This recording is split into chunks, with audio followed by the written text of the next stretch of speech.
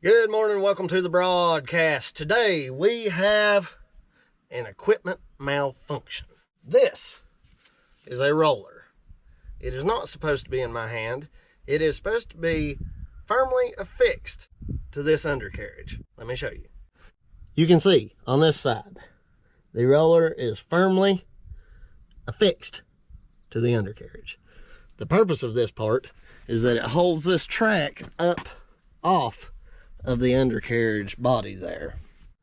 As you can see, it is not securely fixed to that spindle. Why is it in my hand? I really don't know. What I do know is that all moving parts have friction. Friction causes wear, wear causes stuff to come apart. Inside of this is bearings, just like on the wheel of a car. And over time, I suppose they get wore. It almost looks like something's got in here and hit this part, and maybe that caused part of our issue. The easiest solution, replace this sucker. I called yesterday. I've got one on the way. It should be here this afternoon. But I am going to go ahead and pull this old one off, because I know if I can get the old one off, I can put the new one on. If I can't get the old one off, I've got time to call my friend Tim, the mechanic, and have him come do it for me. I spent about 3 hours yesterday coming up with a plan to fix this and what tools I was going to need.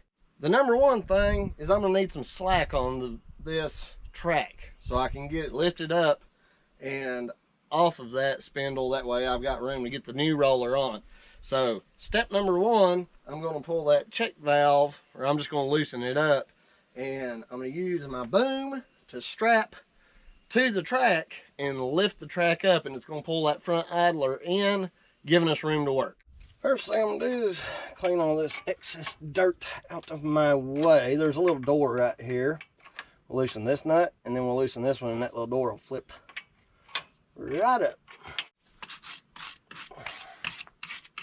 My little 9/16. Until I've been in here recently, back when I kicked the track off. Let's see which one has the split. There it is. See, and the door just flips open. This thing takes a 1 1/16 socket, which I bought, and I leave it with this excavator just for this reason. Let's see, where are you? Let's see if we can just feel our way in here. There he went. I almost want to just take that check valve all the way out. I know you can just loosen them. Here it's already loosening up.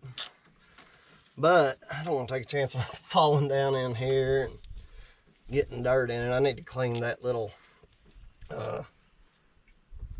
see, I need to clean that anyway. But there's a grease fit in there, and I want to clean that off so I don't pump grit into that body. Grease rags. You need lots of grease rags anytime you're going to be working on something like this. And clean them real good. There's a little rubber O-ring around there. We'll clean that good too. That way this thing will seal good and won't leak down after we reinstall it. You know what I mean, Vern? So I'm going to set this right there. Now we're ready to push this thing in. And when I was talking about the idler, there, I'm talking about this wheel on the front, and there's a piston that goes in there that grease, when you pump in, forces this wheel out and tightens this track up. Without that in, there's nothing holding that wheel. You can actually take a big pry bar, wedge it under here, and push that wheel in if you want to. But I need to be able to keep this track up. That's why we're going to use some rigging to lift it. Now what I want to do is rig this to where I can hook ropes and maybe a pulley in here and lift this boom up in a way that's going to lift up on the track, but at the same time I'm going to be able to get under here and work without being up under a boom that's off the ground that could potentially come down and crush yours truly. Digging Life. Okay, that's good. I'm happy with that. I can be under here. If that cylinder was to blow out, or a hose, it's going to come down. It's going to come down fast and hard. but I'm gonna be mindful to not get under there or let anybody get under there. I think I've got a point up there. We can't pull on anything that's gonna pull on these hoses. So we have to be mindful of that. Let me just think this over a second. Being that I never work at night, and there's been a bunch of times that I wanted to use these as lift points, which there's a diagram that shows this as that. I'm gonna take this light out. So we've got our lift point again. I don't need it, I don't want it. And I mean, I've had this thing, oh gosh, I don't know how many years I've had this thing now, but I've never used the lights. So we're going to just do away with them right now. Just like that. I don't like you, I don't want you, you're no good to me. So these tabs are welded into place, but they won't be for long. It pays to have a pretty good selection of D-rings, beaners, carabiners, shackles, just for situations like this. I used to be a tree climber, so I'm used to rigging a top in a tree, cutting it loose, and allowing us to lift it down to the ground or lower it to the ground carefully. So that little bit of knowledge comes in handy, I suppose.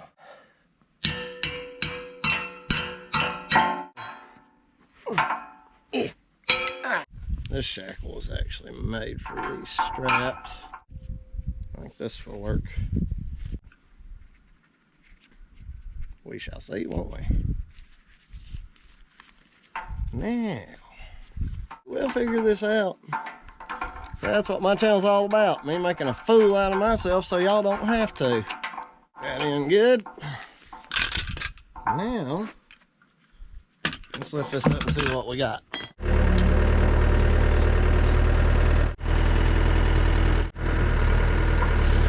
Perfect. Now, use my loopy sling to lift up close to that pulley as I can. Come on. There. Now, I got you. Who's the boss? Who's the boss? I'm the boss. That's who's the boss. So what we're gonna do, get this loopy sling in here. Get it close, but I don't want it so close that when I go to set this joker back down that it gets pinched on that wheel once it's installed. We don't want that. That would be bad. So now install this through our pulley, and I'm going to attach this end to the stick somewhere. That way, when I'm ready to lift the track, I can swing the stick out. It's going to pull on that rope and lift the track, in theory. Now, let's find us a spot to hook to. A good spot. Well, I really wanted to avoid it, but there's just really not anything good to clamp to, clip to, secure, what have you. So what I'm going to do, I'm going to get me a clean grease rag first of all. Actually, I'm just going to use a couple of them. I'm going to wrap right here, because I don't want hydraulic fluid getting on my ropes and weakening them. So I'm going to do this, just like it is. These rags really good and secure. Then I'm going to tie a running, or not a running, but a bowline knot, which I will show you. Make your rabbit hole, turn your rope over just like this. Then the rabbit comes up through the rabbit hole, runs around the tree, sees you, gets scared, runs back into the rabbit hole, and you have the most secure knot that I've ever climbed on, used, what have you, and it's very easy to untie. There you go. You can actually do a running bowline, which I will show y'all someday.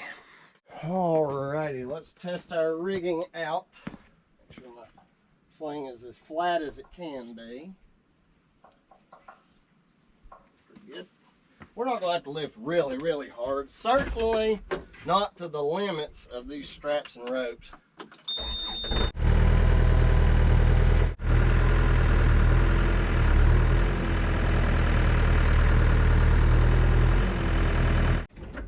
Let's see how that did.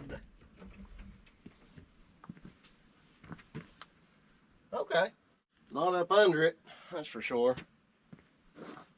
I would have liked my pulley to have stayed farther back, which I could have done very easily, but I think that's going to be plenty good. So it's not ideal. I mean, I would have liked for the rope to pull straight up, but I think we should roll with it. Use my big socket set. This set goes from the smallest being 7/8 inch socket to a 2-inch socket. Let's get to work. We need a 1-inch, I think, for this little deal. 1-inch. Now, just so you guys can see, I've got to loosen this nut and take that bolt out, because this spindle, I'll call it, has a groove in the top of it that bolt locks into. So let's just see here if this is the right size. No, might be a 15/16. We don't want to use the wrong thing, do we? Yep, 15/16. Let's bust that sucker loose. First I'm gonna take my wire brush and clean the end of that bolt. And not the nut, I mean the bolt, because there's a couple of threads right there. If you leave the dirt on them, it'll get in. As you back that nut off, that grit's gonna stay in there, and it's gonna actually tighten that nut a little, which does not make your life better, I can assure you. I actually wish I brought some penetrating oil, so just clean this whole area up.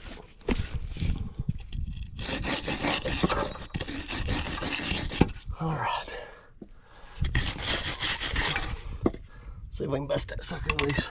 Now let me just assure you folks that when you're working with machinery and the job is going along fine, everything's hunky-dory, I can assure you it is not hunky-dory. Everything is not fine. There are forces of evil working against you. Those forces of evil implanted themselves in my bearings to cause chaos. Absolute chaos. So now, this is my 4-foot breaker bar that ensures my back will still be good at the age of 50. Maybe. Let's see. 1, 2. I think it moved. Did it move? There he went. Yeah.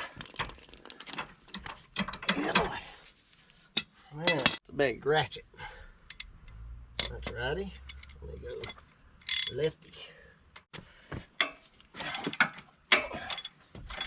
Yeah, boy. Who's the boss? I'm the boss. That's who's the boss. Actually, I'm gonna set my phone right here, so in case something happens and my hands become entrapped, I will be able to use my nose to call for help. Because there's no sense in squealing like a trapped rat and nobody's there to hear it. Testing. Good. Well, that thing's still tight. What fun would that be? You know that'd make a... Ow. I hate mashing my fingers. Ooh, I hate mashing my fingers. This is why I'm not a mechanic. Ooh, I hate it. Let's see. Well, of course. Why wouldn't the bolt be spinning too? That's exactly why I purchased a 15/16 inch wrench. Get on there. Now, I have never in my life had to use wrenches this big. Gotta admit, it's kind of fun. Make you feel like a man. In the words of Tim Allen. Now, Watch me drop that nut. Wouldn't that be awful?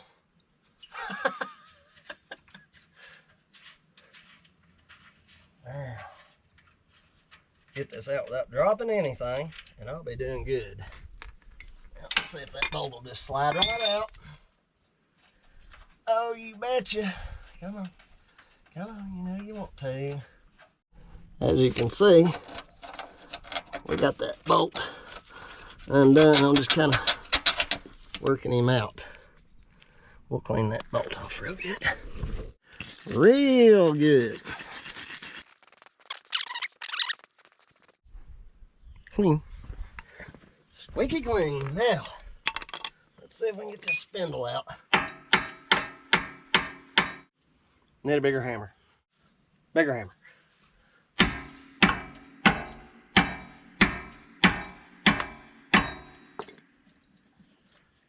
Tell you what, that sucker's in there. Oh, baby. Hateful. We might have to swing that boom around.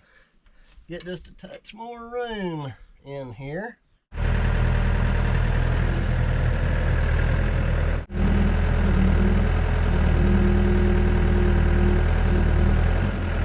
Now let's see where we're at. That's as high as that track's gonna go, isn't it? But that's got me in a lot better place to be able to get my chisel in. If that did anything good. Huh. Maybe I can just peck this pin out. See how that's doing. I think it's wanting to move. Well, it may not want to move, but it's going to move. All right. Yes, indeed. We have a movement. Hey, what? They put something like this in. They put it in there to stay. If y'all got easy ways of doing this stuff, please put it in the comments for everybody else to see.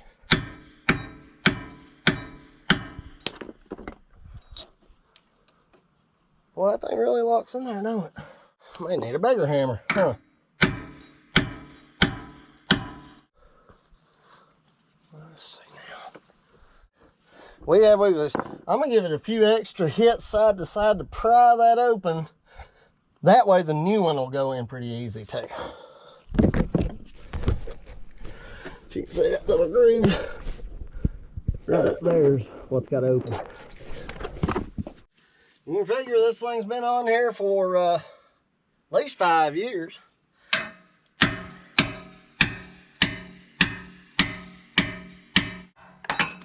Yeah! Woo! I am victorious! Here you guys can see. That's that groove that that bolt sits in. This is what this thing is supposed to look like. See if this will just slide right in there. I'm gonna put a little grease on it, see if that'll help. Tis a tight fit, but then again, it's supposed to be.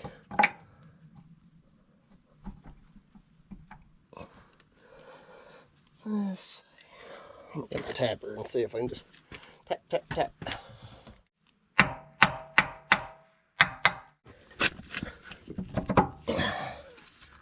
Well, that was easy enough. Seated right in there, didn't it? Put this bolt in right here.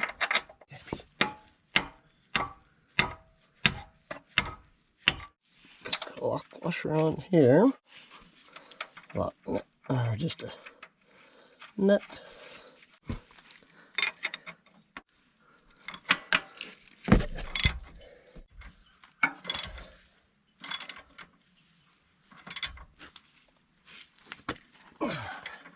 Now we're gonna give him one good tightening with the big bar.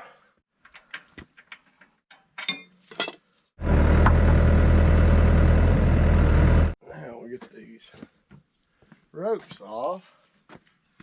Now, as much tension as that had on it, look how easy one of these knots will come loose. Just roll that one spot over and comes right apart. Out to let it dry. That wasn't wasn't too bad, now was it? Now the hardest, most aggravating part is pumping grease back into that wheel. Yay.